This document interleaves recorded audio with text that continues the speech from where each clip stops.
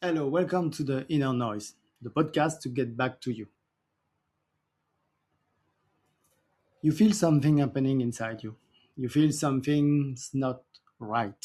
You think it, you feel it in your body, in your mind, in your daily life, but you don't know where to start. And most of all, you don't know what to listen to in order to know what is happening and how to get in.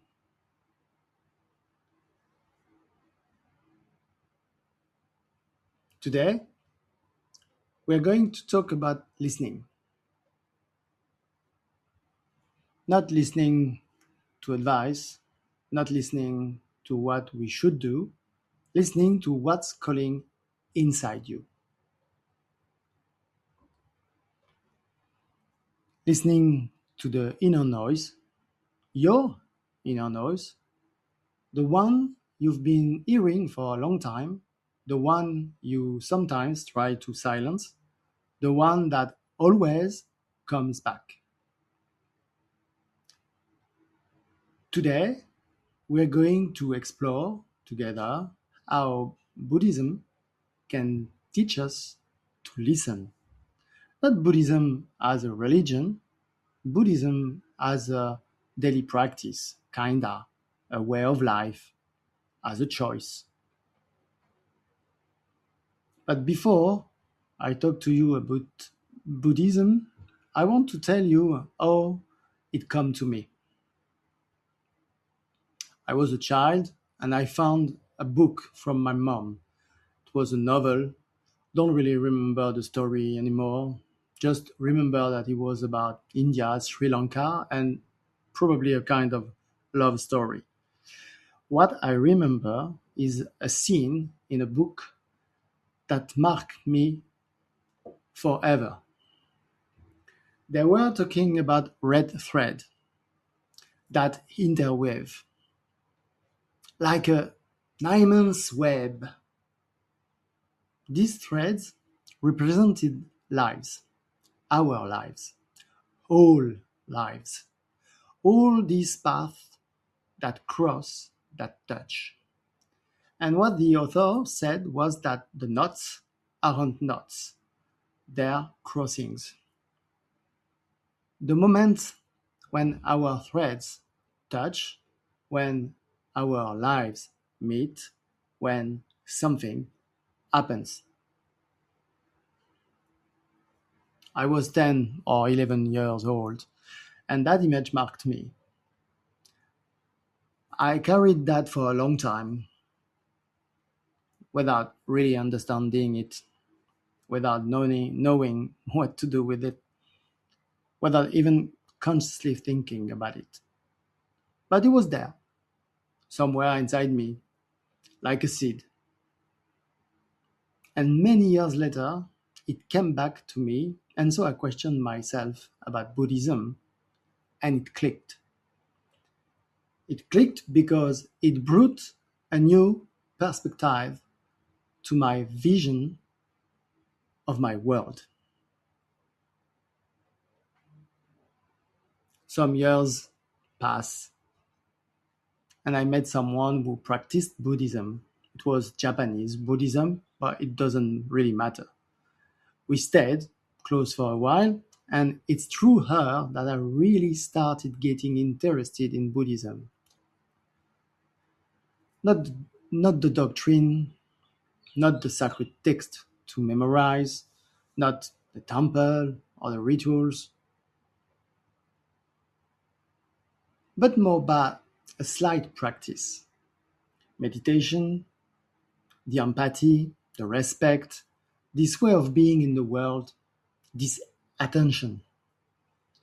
So I started meditating, clumsily, very clumsily, with that voice in my head that never stopped. You know, the one that comments on everything, judges everything, analyzes everything, with that need to control everything, even my breathing, especially my breathing. The first time, it was almost comical. I'd sit down, I'd close my eyes, and 30 seconds later, my mind had gone elsewhere. a shopping list, a conflict at work, a conversation I should have had differently. But little by little, something untangled. Little by little, I started hearing differently, listening differently. Not just others, for that it took a little of time, but myself, my body, what it had been telling me for a long time that I wasn't listening to. I'm not a Buddhist master, far from that. I'm still discovering, I'm reading, I learn, I practice, and I'm not selling Buddhism here, but that's my approach. Buddhism as a way of life, as a choice, not as a religion, just a daily practice, a way of listening. So let's go back in time to the origins. 2,500 years ago, a man sat down under a tree. Siddhartha Gautama, the one who would later be called the Buddha, the awoken one.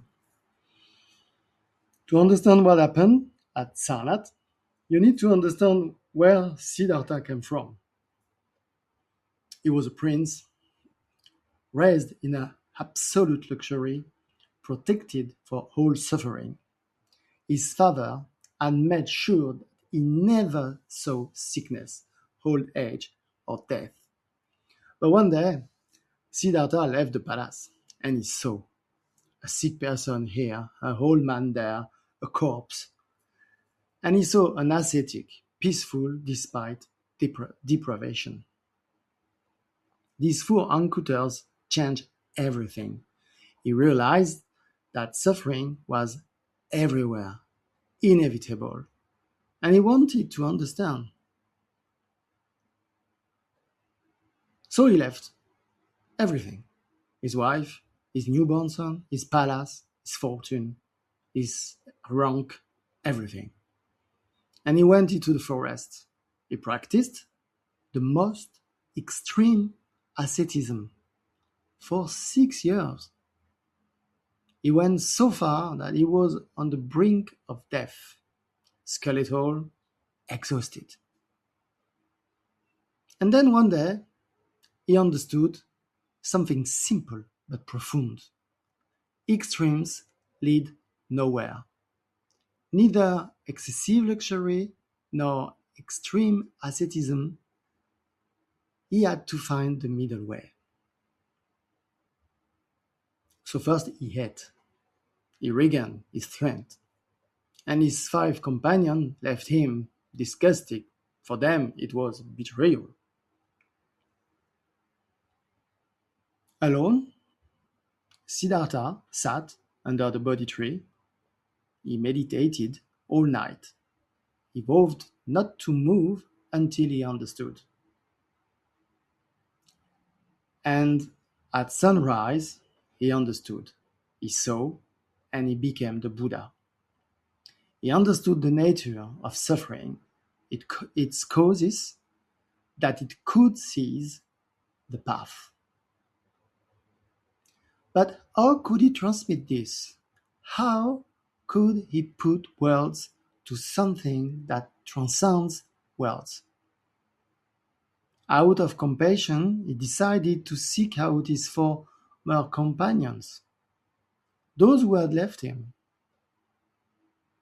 And after a while, he found them at Sarnath, at a deer park near Benares in India. And there something extraordinary happened. Those 5 ascetics saw him coming, and they agreed among themselves, we ignore him. He's a renegade, so we stay seated. But when the Buddha approached, they couldn't help themselves. Something in him had changed. A presence, a deep peace, and they spontaneously stood up, prostrated, overwhelmed by his presence. And in their heart, they knew something had changed profoundly. And there, the Buddha gave them his first teaching, the Dhamma Kappa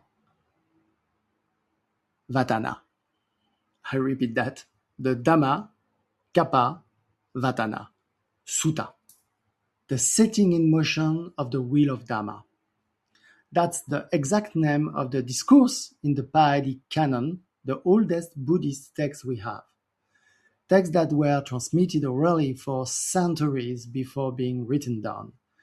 It's in this course, this first teaching, that is stated the Four Noble Truths, not as beliefs to accept on faith, not as a doctrine to follow blindly, not as a religion with rigid rules, as categories of experience, truth he had lived, truth that anyone can verify through their own experience, you, me, anyone.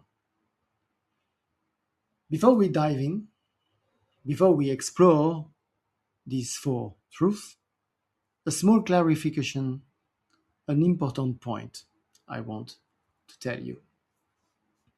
We call them the Four Noble Truths. That's how we generally translate them. But it's a somewhat misleading translation, somewhat inaccurate.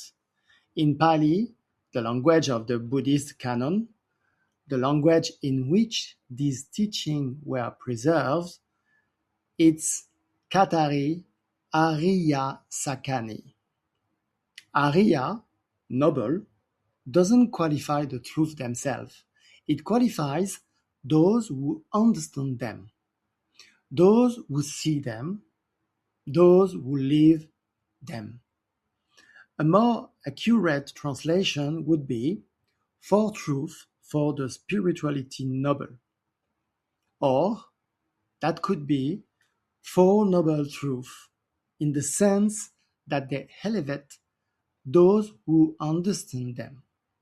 That is, four truths that you can see when you have insight, when you truly listen, when you stop fleeing what's there, when you look it in the face. So let's dive in. The first truth, it's dukkha. Life contains suffering. We translate dukkha as suffering. That's the classic translation. But it's broader than that. It's more subtle. It's more universal. Dukkha is this fundamental dissatisfaction, this diffuse unease, this something feels off, this feeling that something's wrong, this weight you carry without knowing exactly what it is. It's not clinical depression. It's not disorder you diagnose. It's not a illness. It's not something you treat with medication. It's not a big drama either. It's not necessarily spectacular.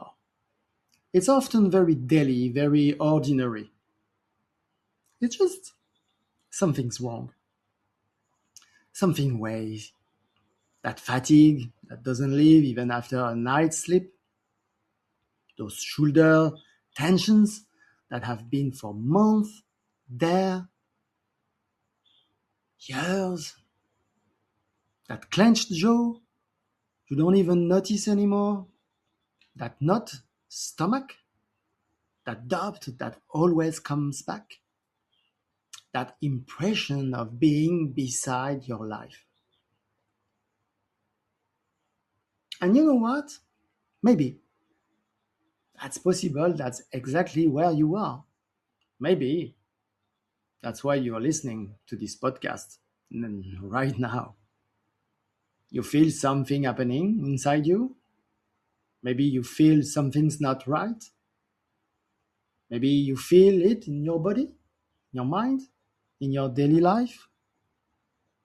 You're already living dukkha. Maybe. You've been living it for a long time, perhaps. For so long, it's become normal. That you've gotten used to it. But it's not normal. It's not how it's supposed to be. Somewhere inside you, you know it. The first noble truth isn't a philosophical theory. It's not an abstract concept we study in books. It's a recognition, an act of honesty, a moment of truth. Stop denying that unease. Stop telling yourself everything's fine. Stop putting a smile on what's not right. Stop pretending, acknowledge it. In coaching, it's always the first step. Always. No exception. Before seeking solutions, before wanting to change, before doing anything, we name what's there. We acknowledge. We welcome. Yes, I'm carrying something heavy. Yes, it's real. Yes, it's there. Yes, my body has been tense for months, years perhaps. Yes, I feel it. Yes, something's not right. And it's not in my head, it's not in my imagination, it's real, it's tangible. That's what it means to listen to dukkha. Listen to what's there without judging it, without trying to silence it right away, without looking for an immediate solution. Just listen, acknowledge, welcome. The second truth, samudaya. Suffering as an origin, attachment, desire, resistance. Once you've acknowledged the unease, once you've stopped denying it, the question that naturally comes is, why? Why does it always come back?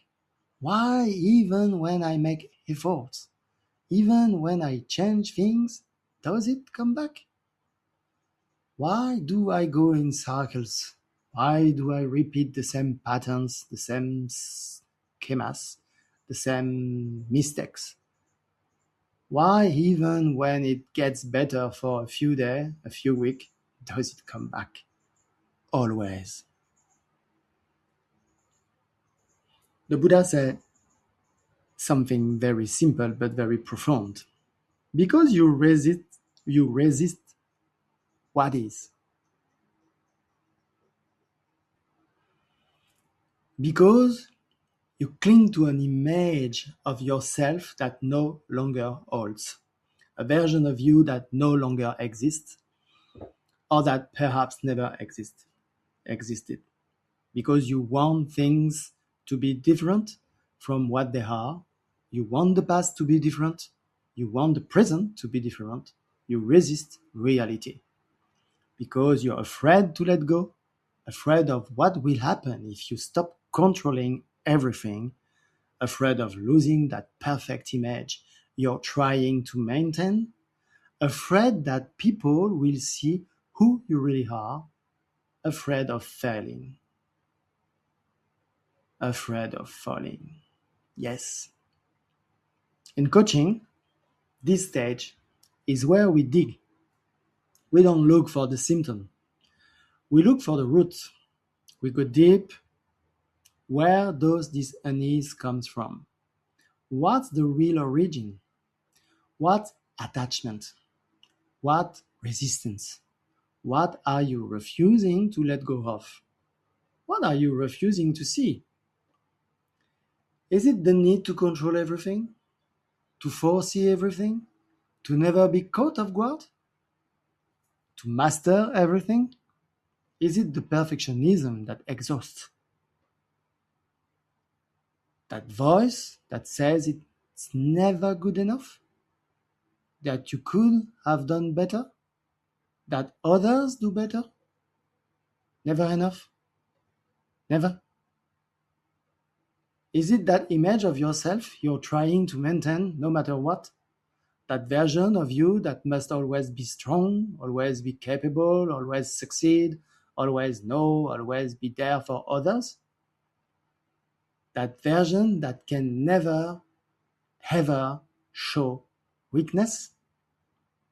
Is it the fear of judgment? The fear of disappointing? The fear of not measuring up? The fear of being discovered as an imposter?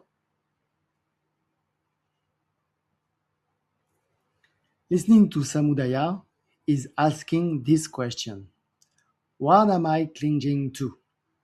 And why? What does this attachment give me? What am I afraid of losing if I let go? It's not always pleasant. It's often uncomfortable.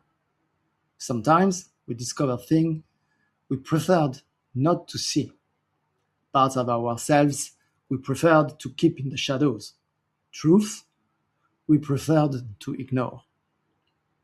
But that's where change begins. That's where transformation begins. Not in denial, not in flight, in recognition. The third truth, Nirodha. Suffering can cease. It's not an empty promise. It's not cheap personal development telling you everything will be perfect if you meditate 10 minutes a day and think positively. It's not a guarantee you become rich, happy, and famous if you follow those 5 simple steps. Like, you know what I'm talking about. TikTok, Instagram, and consort. It's an observation, a lived truth, something the Buddha experienced, something you can experience too when you let go of what holds you back. The way releases. Not all at once, not forever perhaps, but it releases. It lightens. It doesn't mean everything becomes perfect. It doesn't mean you'll never have problems, difficulties, hard times again. It means the fundamental dissatisfaction, it can calm down. The knots can loosen, the weight can lighten, breathing can return. I experienced that recently, a few times, a few months ago, a few weeks ago. That moment when you finally let go of something you've been carrying for a long time. When you accept what is. When you stop fighting against yourself. When you lay down your arms, when you say, okay, this is how it is. And there's this release, this breath that descends a little deeper, a little further, these shoulders that finally drop, this jaw that unclenches, this stomach that finally unknot. It's not spectacular. There's no explosion of light. There's no divine revelation. There's no voice speaking to you from the clouds. Just light. Just a little more breathable. Just a little more spacious. As if something had opened. As if a door had cracked open. Listening to Nirodha is believing it's possible, that you can feel differently, that the unease can calm down, that it's not a fatality. It's believing you're not condemned to carry this weight forever. That change is possible, that transformation is possible, not after 10 years of meditation in an Himalayan cave. No, not after leaving everything to become a monk. No, just now, here, in your life, in the small moments. When you decide to let go, even for an instant, when you decide to accept even one thing, when you decide to breathe, really breathe.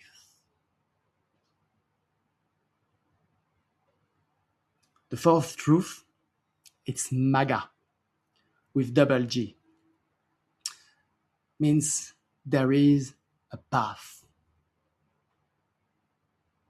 The Buddha called it the Noble Eightfold Path. 8 interconnected practices, 8 ways of walking this path, 8 dimensions of practice.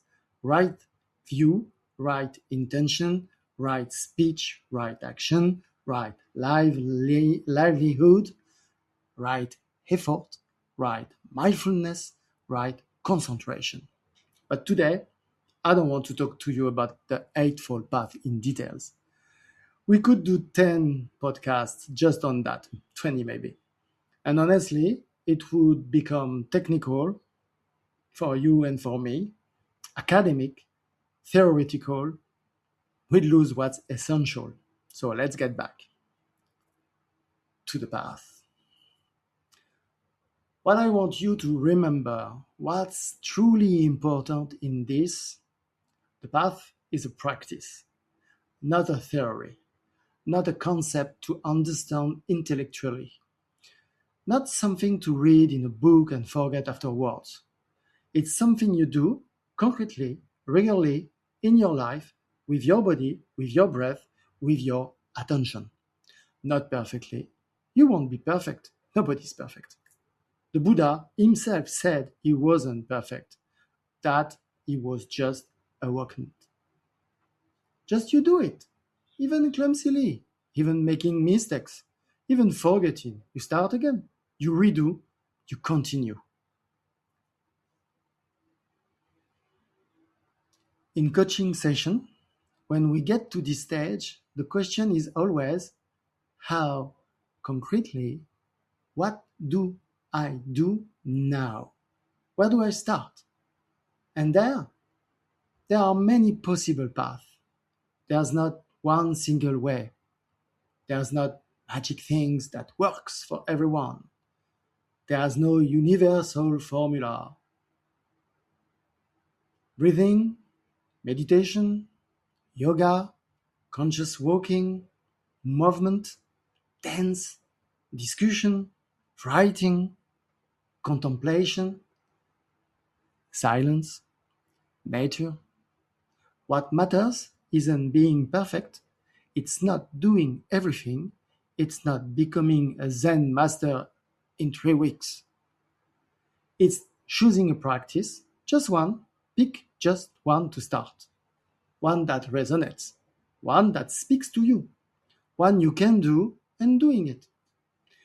Regularly, not perfectly, not every day if that's too much, but regularly. Even 5 minutes. Even imperfectly. Even when you don't feel like it. Especially when you don't feel like it. Listening to Maga, it's choosing a path and walking on it. Not waiting to be ready. Not waiting for the perfect moment. There's no perfect moment. Not waiting to understand everything. Just starting one step, then another, then another. The path is made by walking. As the proverb says, not by thinking about it, not by reading books about it, by walking. All right, now we are going to do something together. We're going to practice. We are going to walk a little on this path, just you and me. So if you're driving, if you're doing something else that requires your attention, that's okay. You can just listen. It'll still work. Listening is already a practice. But if you can, if it's possible for you right now, find a quiet place, sit comfortably, or lie down if you prefer.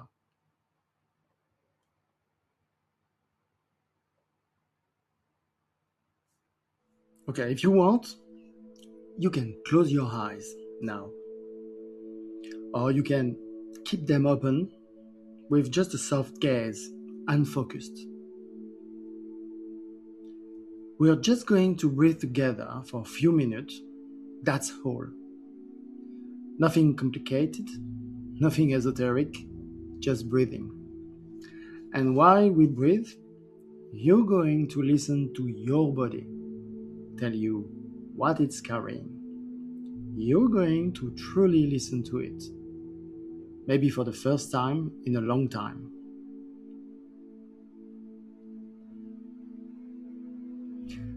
Start by noticing your breath as it is, without changing anything, without forcing it, without trying to control it. Is it fast, slow, shallow, deep, blocked somewhere? Just notice, without judgment. It's not good, it's not bad, it's like this. It's just an observation. You note, you notice, for 10 seconds.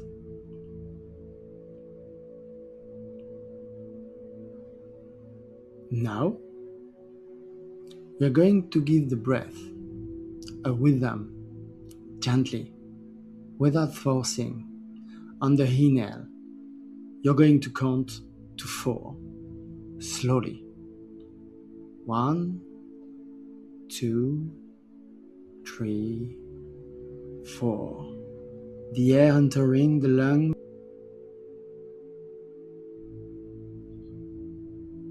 feelings the chest opening. Hold for 4 counts, just 4 counts. No tension, just a pause. 1, 2, 3, 4. Exhale for 6 counts. 1, 2, 3, 4, 5, 6. More slowly than the inhale. The air leaving the lungs, emptying the lungs, the body releasing a little. One more time, at your pace. Inhale.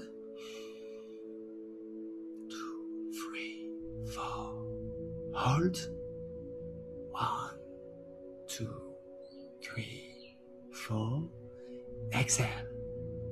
1, 2, 3, 4, 5, 6. Continue this rhythm for about 2 minutes. It's about 10 complete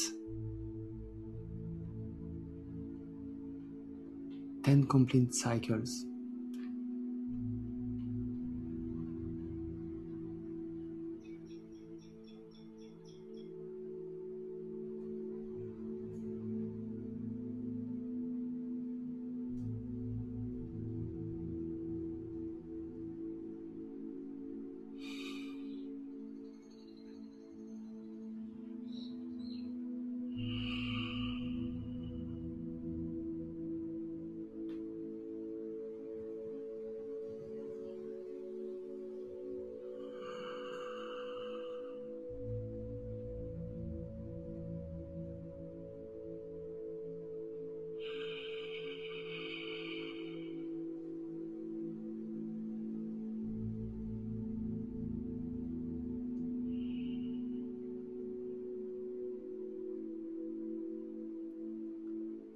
Continue like this, at your pace, without forcing.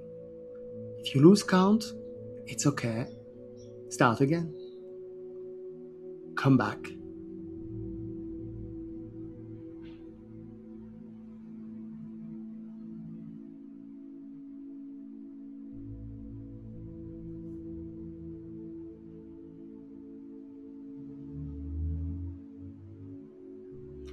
While you breathe, scan your body.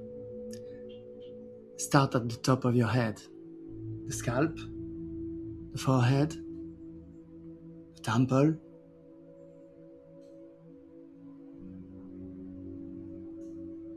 Descend slowly the eyes, the eyelids, the nose, the jaw. It is clamped. Can you release it a little?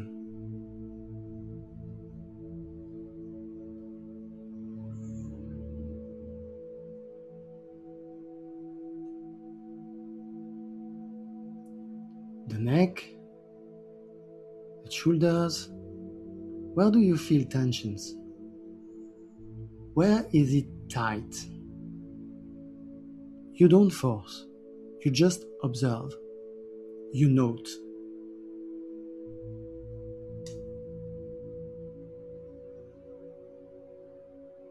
The chest, the sternum, the ribs, the heart beating, the belly.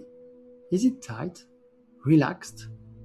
Can you let the belly be soft? The lower back, the lumbar, the kidneys.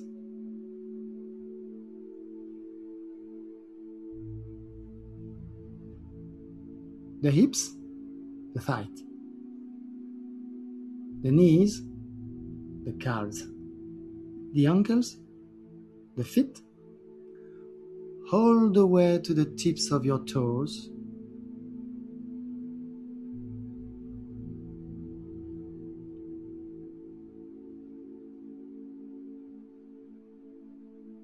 Now come back to the place where you felt the most tension. The place that you caught attention. The shoulders maybe, or the jaw, or the belly, or something else. Come back there. Place your attention there.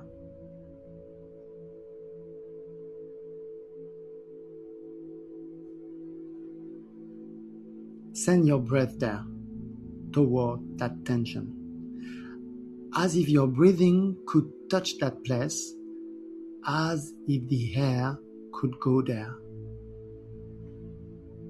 You're not going to force it to leave. You're not going to fight it. You're not going to tell it to calm down. You're just going to listen to it. Acknowledge it. Make space for it.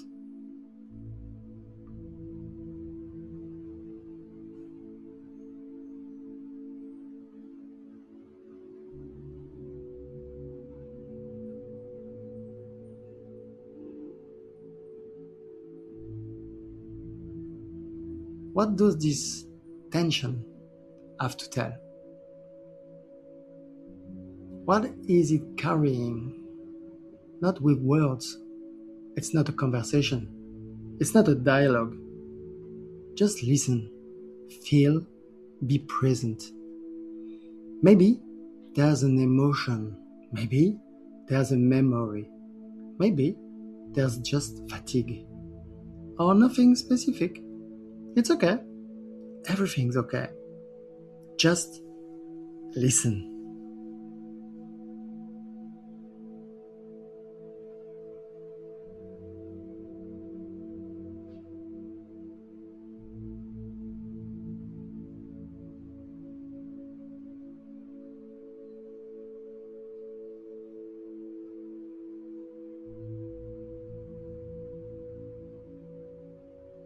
Now, return to natural breathing, without counting, without imposed rhythm. Let your body breathe as it wants, as it needs. Just observe. Just be there.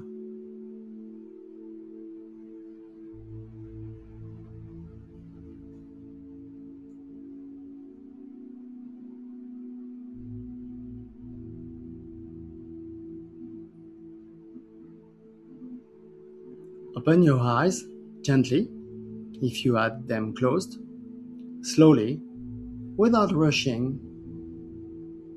Come back here, in this room, in this moment. Take a moment to notice how you feel. No judgment, No expectation, just notice. Has something changed? Even a tiny bit? Or not? It's okay, either way. There's no right answer.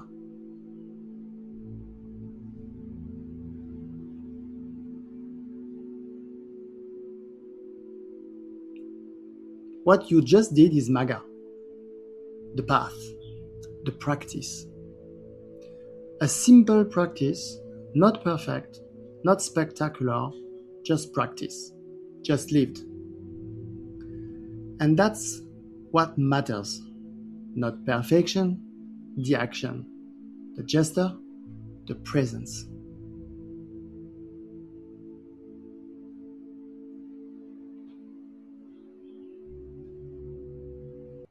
Do you remember the story from the beginning? The red threads that interweave, the knots that aren't knots, just crossing. That image that marked me when I was kinda 10. The Four Noble Truths, it's a bit like that. In fact, it's exactly that, actually. What seems to be an inextricable knot, your unease, your suffering, your dissatisfaction, this way you carry, it's actually a crossing, a point where several threads touch, several parts of you, several stories, several wounds, perhaps, several fears, several desires. And if you truly listen, if you stop to look, if you take time to observe, you can see how it's woven. You can see the threads. You can see how it formed. Dukkha is recognizing the knot, seeing it, naming it, stopping pretending it's not there. Samudaya is understanding how it formed, what resistance, what attachment, what fear, what desire, what story. Nirodha is believing it can come undone, that release is possible, that it's not permanent, that it can change. Maga is the gesture you make to loosen it, the practice, the path, the concrete action.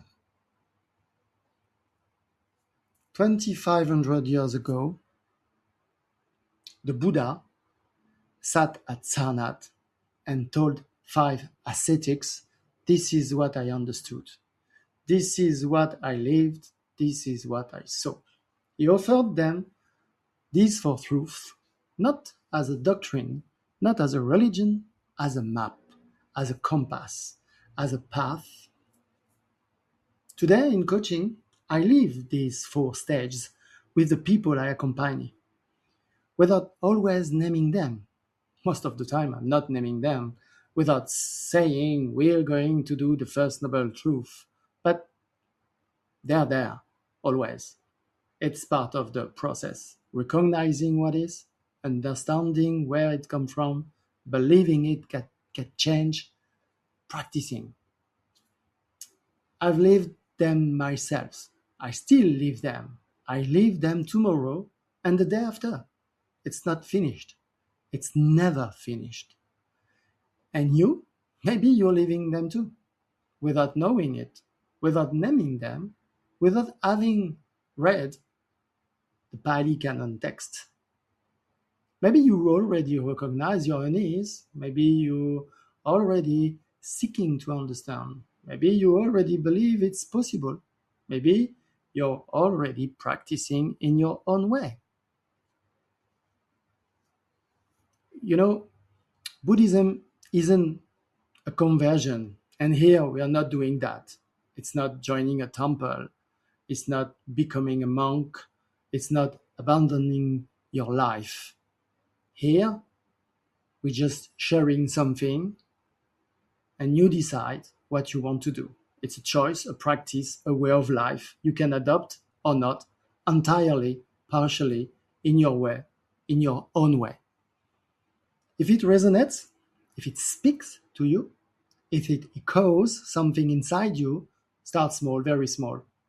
A cautious breath, listening to your body, a step, just one step, like we just did together. The path is there.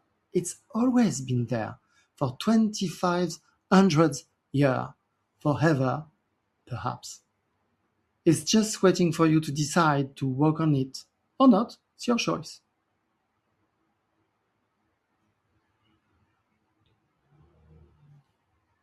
If you want to go further, you can download the free guide Something Feels Off. It's an ebook I wrote. You can find the link by visiting my website, emmanuelberger.com. And if you want to talk about it, if you want to explore this together or something else, the discovery call is there too. It's free, no obligation, no hard sell, just an honest conversation to see if it makes sense, to see if we can work together. You've been listening to The Inner Noise, the podcast to get back to yourself. This podcast will be published as an article in my website, emmanuelberger.com, on the blog parts. The sources for this podcast are available in the same place. See you next week for a new episode. Thank you.